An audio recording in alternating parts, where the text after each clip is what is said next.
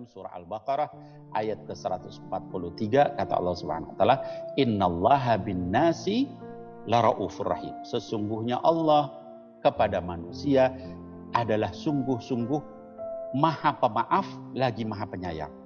Itu sifat Allah, Raufur Rahim.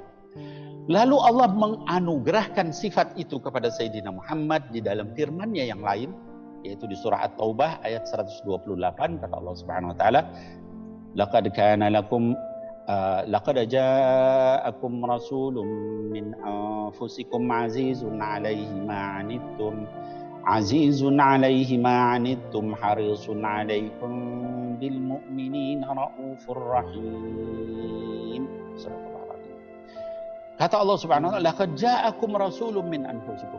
Sungguh sudah datang kepada kalian seorang rasul dari jenis kalian sendiri, yaitu manusia, ya. Bukan malaikat. Azizun 'alaihi ma 'anittum. Terasa berat di dalam diri beliau itu masalah-masalah kalian, ya. Jadi mikirin sekali sama umatnya, ya. Harisun 'alaikum. Amat sangat ingin kalian itu jadi baik semua, ya. Bil mu'minina Raufur Rahim. Dan terhadap orang-orang beriman, beliau itu sangat pemaaf, lagi sangat penyayang. Yang bilang bahwa beliau itu Raufur Rahim siapa? Allah Subhanahu wa taala, ya. Hadirin wal hadirat, itulah sifat yang diberikan oleh Allah Subhanahu wa taala kepada Nabi Muhammad sallallahu alaihi wasallam. Jadi kalau kita sebagai umatnya enggak pemaaf, ya, pendendam, mudah marah, ya, lalu tidak penyayang kepada orang lain, nggak peduli sama orang lain, ya, bahkan egois, itu bukan sifat Sayyidina Muhammad sallallahu alaihi wasallam dan bukan sifat umat Sayyidina Muhammad sallallahu alaihi wasallam. Sifat umat Sayyidina Muhammad itu adalah Raufur Rahim, ya, pemaaf lagi juga penyayang, ya. Dan beliau itu azizun 'alaihi ma 'anittum, sangat terasa berat oleh beliau itu beban kita. Dalam satu hadis dikatakan, nah sekalian ini kalau kita ingin melihat kasih sayangnya Nabi Muhammad sallallahu alaihi wasallam, dalam satu kesempatan ya dikatakan pada saat sholat subuh, beliau datang sholat subuh, lalu wajah beliau tuh cerah sekali, ya, senyum di dalam bibirnya itu, ya. Lalu beres sholat subuh, sahabat nanya, "Ya Rasulullah, di abi anta wa ummi," wahai Rasulullah, demi bapak dan ibuku, kenapa engkau kelihatannya cerah sekali hari ini, ya, gembira sekali hari ini? Lalu kata Nabi Muhammad sallallahu alaihi wasallam, semalam itu kami para nabi dikumpulkan oleh Allah Subhanahu wa taala seluruhnya. Lalu Allah menyampaikan kepada kami semua, silahkan kalian berdoa, satu doa dan kalian dikasih hadiah, satu doa itu tidak akan ditolak sama Allah. Kata baginda Rasul SAW, dan semua nabi berdoa. Kemudian kata beliau, kecuali saya. Lalu saya berkata, ya Allah, doa ini saya simpan untuk umatku nanti di hari kiamat. Dan dia akan bermanfaat untuk umatku yang tidak syirik kepada Allah sedikit. Hadirin wal hadirat, bayangkan betapa sayangnya beliau sama kita. Sampai Allah kasih kesempatan doa tidak ditolak. Semua berlomba untuk berdoa. Beliau malah mikirin kita. Pertanyaannya, apa yang sudah kita balas sama beliau? Baca salawat malas, jarang-jarang. Baca sirahnya beliau juga apalagi. Ya. Ngikutin sunnahnya, memperjuangkan sunnahnya juga sulit. Lalu kira-kira apa enggak malu kita? Ya.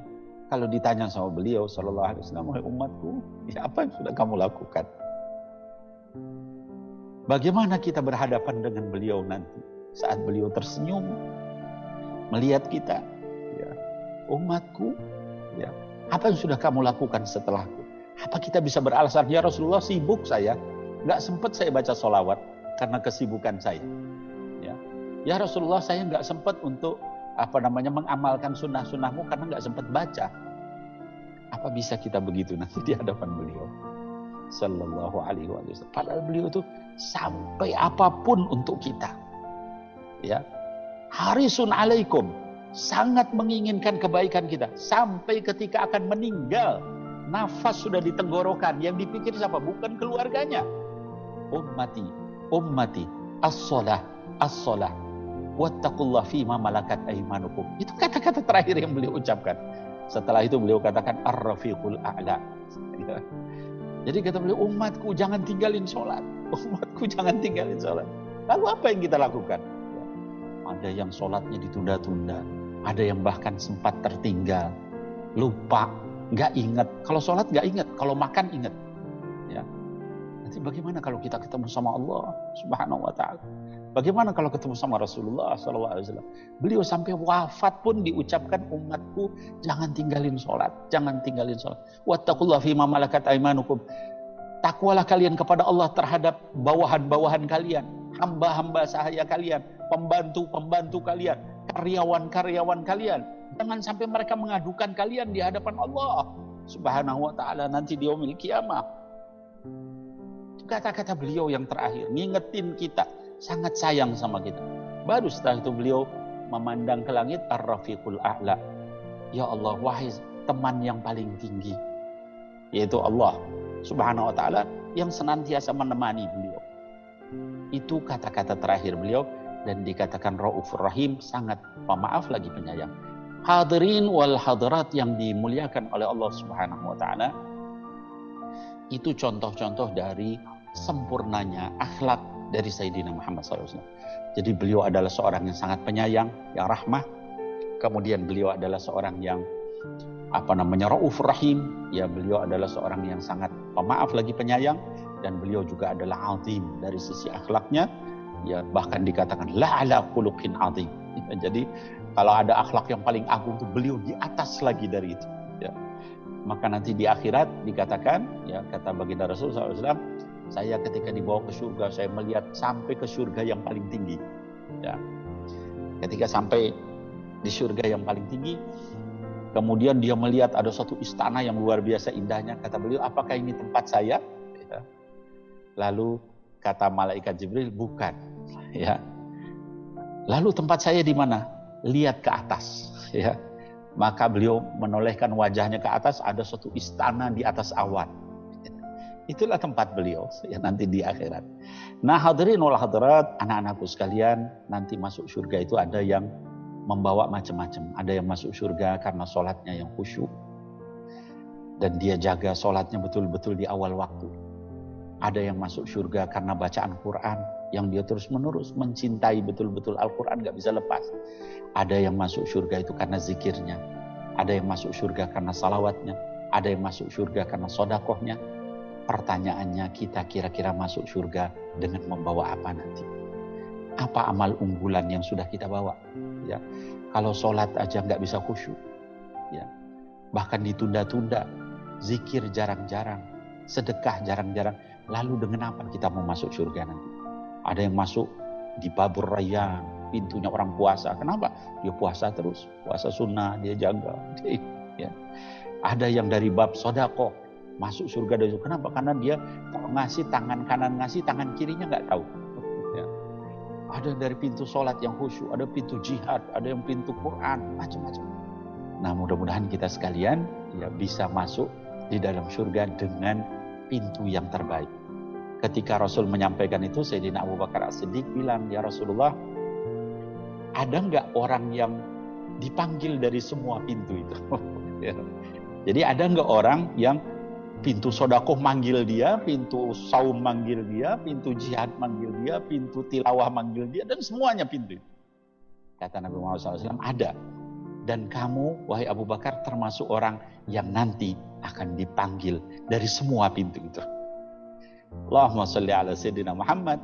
Hadirin wal hadirat, apa yang tadi kita dengar tentang Sayyidina Abu Bakar, ya, tentang Rasulullah, mungkin tentang Sayyidina Umar, Sayyidina Ali, tentang Imam Syafi'i, ya, tentang para ulama-ulama terdahulu dan sebagainya, itu sekarang kita hanya dengar.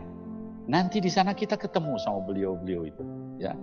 Mudah-mudahan kita bisa cium tangan dengan Rasulullah SAW yang selama ini kita cuma dengar, kita baca salawat, kita nggak pernah lihat beliau kecuali dalam mimpi, ya.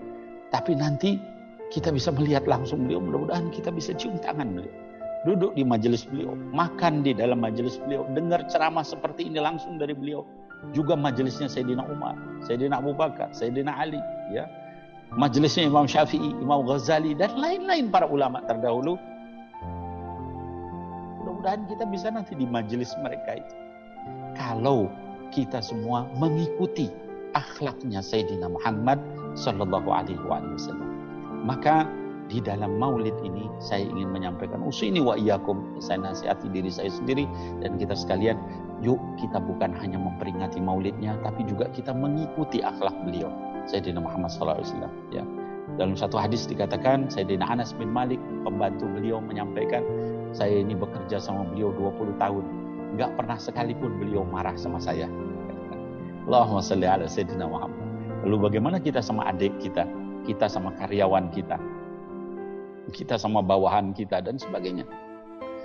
Kalau kita suka marah-marah, suka tersinggungan, ya suka menindas, kita bagaimana kita nanti mau masuk ke dalam surganya Allah? Ada dalam salah satu kesempatan seorang sahabat sedang nyiksa pembantunya. Lalu ada suara dari belakang. Ya Abdullah, wahai hamba Allah, ya. Sungguh Allah itu lebih berkuasa nyiksa kamu dibanding kamu sama pembantu kamu yang tidak berdaya itu. Orang itu noleh, ya Rasulullah, kalau begitu saya merdekakan dia karena engkau. Kata Rasulullah SAW, alhamdulillah kamu merdekakan. Kalau enggak, dia bakal nuntut kamu dan nanti kamu disiksa di sana dan kamu tidak bisa membalas. Nah hadirin wal hadirat, yuk kita ikuti sifat beliau, penyayangnya beliau, ya perhatiannya beliau, kemudian juga ibadahnya Sayyidina Muhammad. Jadi dikatakan beliau itu setiap hari istighfarnya lebih dari 70 kali. Lalu kita berapa kali kita istighfar? Ya. Dalam riwayat yang lain 100 kali. Sayyidina Abu Hurairah yang meriwayatkan hadis itu ditanya, kamu sendiri wahai Abu Hurairah kalau istighfar berapa kali? Kata Sayyidina Abu Hurairah, saya itu istighfar setiap hari 12.000 kali. Ditanya kenapa begitu banyak? Kira-kira segitu banyaklah dosa saya. Nah kita berapa kali anak-anakmu sekalian? Ya. Kalaupun kita nggak bisa sampai ribuan kali, setidaknya ikut Rasulullah 70 kali, 100 kali setiap hari. Ya.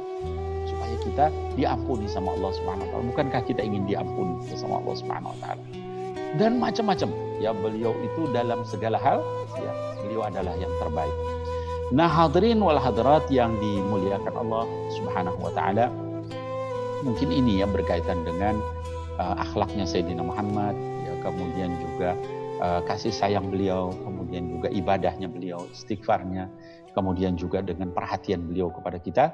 Mudah-mudahan yang materi ini bermanfaat ya buat kita semua, yang membuat kita jadi lebih cinta kepada beliau ya sallallahu alaihi wasallam, dan bukan hanya lebih cinta, kita juga menginginkan untuk mengikuti akhlak beliau.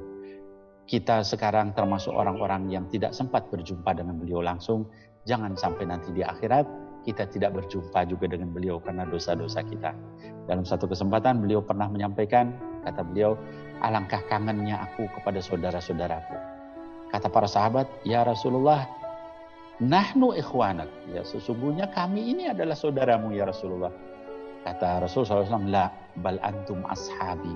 Kalian itu hanya sahabat-sahabatku. Sementara saudaraku adalah mereka yang belum lagi datang. Mereka beriman kepadaku walaupun belum pernah melihat aku. Alangkah kangennya aku dengan mereka. Mudah-mudahan anak-anak sekalian kita termasuk dengan orang yang dikangeni oleh Sayyidina Muhammad SAW. Karena kita baca salawat, kita nggak melihat beliau. Kita beriman, kita nggak melihat beliau. Kita juga beribadah, kita juga nggak pernah diajari langsung sama beliau. Tapi kita terus berusaha semampu kita, sekuat kita. Jatuh kena cobaan, bangun lagi. Kena ujian, kita bangkit lagi. Begitu seterusnya, sambil kita terus bersabar, maka kita termasuk hadis itu. Mudah-mudahan kita menjadi saudara-saudaranya Sayyidina Muhammad Sallallahu Alaihi Wasallam. Saya kira mungkin itu anak-anak sekalian yang bisa saya sampaikan. Ya, mudah-mudahan nafa'ani wa iyyakum, bermanfaat buat saya dan kita sekalian. Fa'aqulu qawli hada wa astaghfirullah li wa lakum. Billahi taufiq wal hidayah. Assalamualaikum warahmatullahi wabarakatuh.